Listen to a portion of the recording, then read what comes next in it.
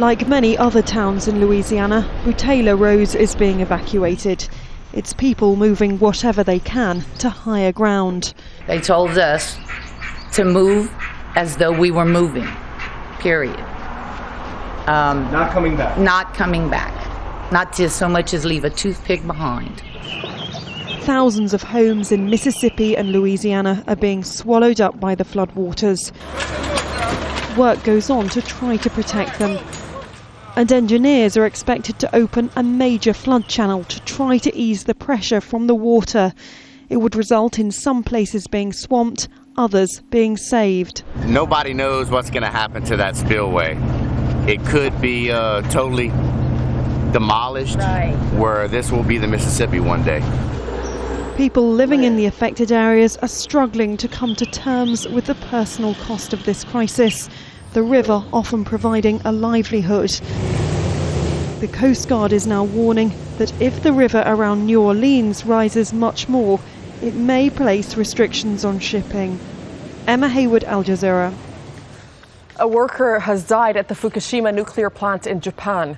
An employee in his 60s, he died in hospital after he collapsed at the facility's waste disposal building. And a spokesman says that the man had not been contaminated by radiation.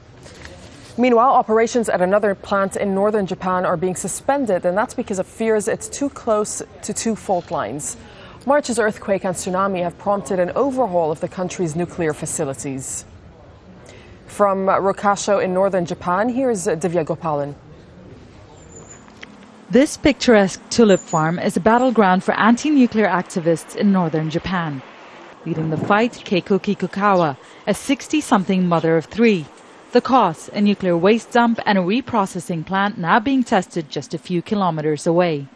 When the reprocessing plant starts operating, daily it will emit radiation equivalent to that released by all of Japan's nuclear power plants in a year. It's that contaminating.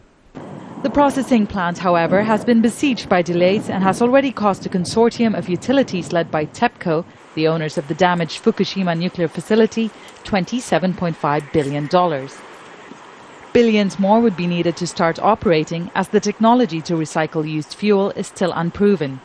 The delays in turn have left Japan's nuclear power plants accumulating thousands of tons of nuclear waste on their sites. Nuclear plants have been operating without thinking about the consequences. They thought it would be easy to clean up the waste.